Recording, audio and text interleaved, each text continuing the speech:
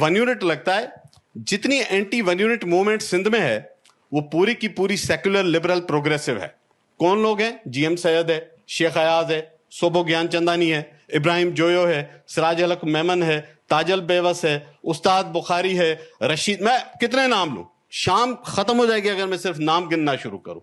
لیکن چونکہ انہوں نے سندھی میں لکھا, حکومت کو سوٹ نہیں کرتا کہ وہ کنٹینٹ کوئی پنجابی پشتو والا پڑھ لے. They will never let it happen. یہ سارے لوگ تھے جنہوں نے اس زمانے میں ملایت اور فنڈامنٹلزم کو رجسٹ کیا ہے. پوری کی پوری جی ایم سید کی موومنٹ, رسول بخش پلیجو کی موومنٹ, یہ سارے کے سارے پروگریسو سیکولر لوگ تھے.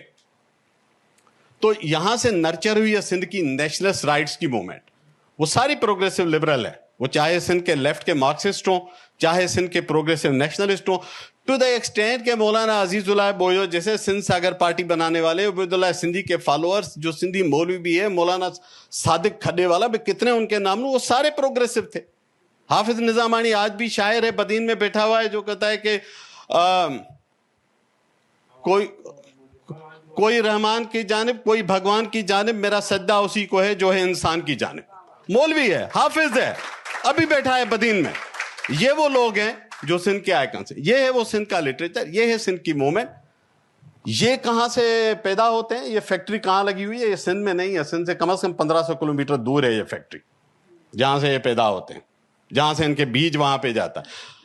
اب وہاں پہ انہوں نے اپنے پلانٹ کیے ہیں انڈیجنائز, میں نہیں کہتا کہ اب وہاں پہ, لیکن یہ سندھ میں ہوم گرون فینامنا نہیں تھا, 8-10 سال پہلے بھی نہیں تھا. لوگ نمازیں پڑھتے تھے, روزے رکھتے تھے, یہ نہیں وہ پریکٹسنگ مسلم نہیں تھے, وہ دیوالیاں ساتھ مناتے تھے, وہ عیدیں ساتھ مناتے تھے. مٹی کی مسجد شریف کا, جامع مسجد کا پلاٹ ہندو فیملی کا ڈونیٹ کیا ہوا ہے. میں آپ کو دکھاؤں, سندھ میں درجنوں مسجدیں جو رمضان سے پہلے ان کا جو رنگ روغن ہوتا ہے ہندو کروا کے دیتے ہیں, عیدگاہوں کے وہ کروا کے دیتے ہیں, قبرستانوں کی چودیواریاں بنواتے ہیں.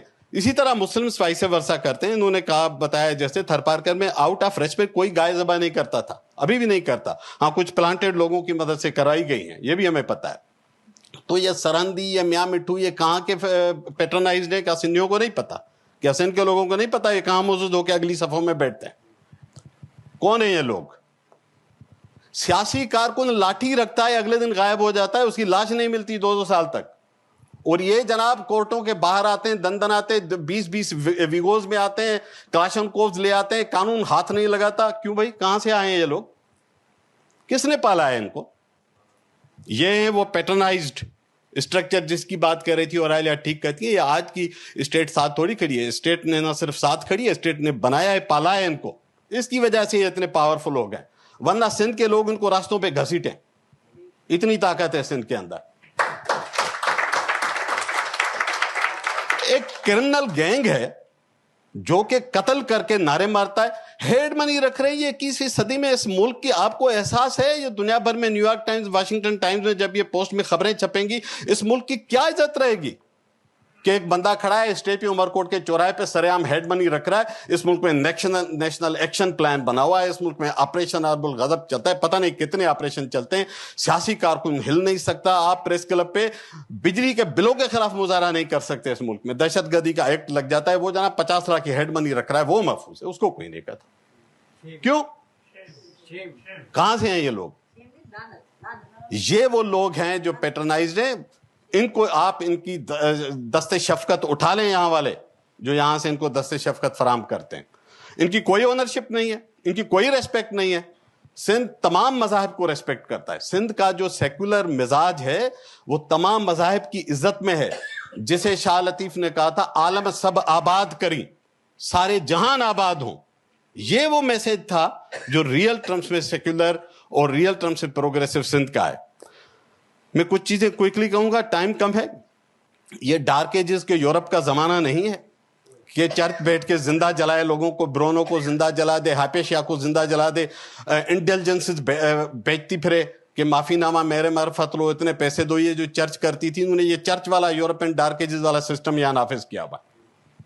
اور یہ پیٹرنائز ہے جیسے اس زمانے کی رومن امپائر پیٹرنائز کرتی تھی, لوگ نہیں پیٹرنائز کرتے تھے. سندھ کے اندر ایک رینیزنس ہے. شکر کریں, قدر کریں اس سندھ کی. ان کی آپ قدر کرتے ہیں جو ان درندوں کو, قاتلوں کو جا کے ہار پہناتے ہیں. یہ سی ایس ایس آفیسر کہتے ہیں لعنت ہے ایسی تعلیم اور ان کی ڈگریوں پہ. یہ ہار پہنتے ہیں, یہ CSS کرتے ہیں, یہ ملک میں حکمرانی کرتے ہیں, یہ 10 کورسز رٹے بازی کر کے آتے ہیں اور سب سے معزز بن کے سیٹوں پہ بیٹھتے ہیں. ان کی انسانیت کے بجائے اندر حیوانیت بھری ہوئی. یہ علم سیکھا ہے انہوں نے, یہ سوسائٹی چلائیں گے, یہ چلائیں گے پاکستان چلانا ہے سندھو نواز اور عالیہ سے چلوائیں, روماسا چانڈیو سے چلوائیں. یہ ہیں پاکستان کے آئیکن, یہ ہیں آپ کا تعارف. آپ ان درندوں کو اس ملک کا تعارف مت بنائیں. اس ملک کی تباہی پہلے ہی آپ نے بہت کر دی ہے. میں صرف ایک چیز, 2 چیزیں اور کہہ کے بات ختم کروں گا. سندھ کی حکومت غافل ہے. ان کا خیال ہے کہ یہ اس طرح سے یہاں ترمیموں میں لگے رہیں گے اور وہاں سندھ درندوں کے حوالے کریں گے, سندھ فنڈامنٹلسٹ گروپوں کے حوالے کریں گے. بلال بھٹو صاحب ڈرے اس دن سے جس دن کسی نے کھڑے ہو کے آپ کو بی بی کے قبر پہ جانے سے روک دیا. ڈرے اس دن سے. ہم نے دیکھا ہے رحمان بابا کی قبر پہ بم پھاڑے گئے. ہم نے دیکھا ہے کہ خان غفار خان کی قبر پہ کوئی جا نہیں سکتا. یہ سارے لوگ پاکستان کا اثاثہ تھے جنہیں آپ نے غدار ٹھہرایا. یہ ہیں جو آج کے پاکستان, بہتر پاکستان کی تعمیر کی بات کرتے تھے. تو آج جہاں سندھ کھڑا ہے اس کی قدر کریں, ان دہشت گردوں کی, ان کرمنلز کی پیٹرنائزیشن نہ کریں اور ڈرے مت. یہ اتنے طاقتور نہیں ہیں, یہ کھوکھلے لوگ ہیں, ان میں کوئی ہمت ہی نہیں ہے. بھائی روماسا چانڈیو اور عالیہ اور یہ تو سب گرفتاریاں دے رہے تھے. وہ مولوی بڑی پگڑی پہن کے سرحدی چوہے کی طرح چھپا ہوا ہے, جا کے دینا گرفتاری. کیوں نہیں دیتا؟ اس پہ قتل کا کیس ہے. اس کو تو باندھنے نہیں آتے. تم جاؤ نا, گرفتاری دو نا, کرو نا قانون کی پاسداری. یہ لڑکیاں دیتی ہیں گرفتاری. جامی چانڈیو دیتا ہے, سیف سمیجو دیتا ہے. اور اس دن 10-15 لوگ نہیں تھے. آپ وہ فوٹیجز پورے دیکھیں گے, ہزاروں لوگ تھے, پورے سندھ سے آئے تھے. انہوں نے خوف کی دیواریں توڑ دی. تمام تر ان کے احمقانہ جو حکمرانوں کی پالیسی ہیں ان کی دھجیاں اڑا دی. تو بلال صاحب, مراد علی شاہ صاحب ڈریں اس دن سے. اگر آپ آج ان کا راستہ نہیں روکتے, لوگ تو روک رہے ہیں, لوگ تو کھڑے ہیں. اور انہوں نے ٹھیک کہا کہ ہمیں تو موت کی پرواہ نہیں, موت تو آج نہیں آئے گی تو کل آئے گی, ایسے نہیں آئی تو ویسے آئے گی. میں صرف آخری بات کہوں گا. مارٹن لوتھر کنگ نے جب 95 پوائنٹس کا نکات کا جواب بھیجا تھا چرچ کو, اور رومن ایمپائر کی کورٹ میں کھڑے ہو کے اس نے جو بیان دیا تھا, اس میں اس نے ایک آخر میں جملہ کہا تھا, ہیئر آئی اسٹینڈ, اور میں کہتا ہوں ہیئر سندھ اسٹینڈز ٹوڈے.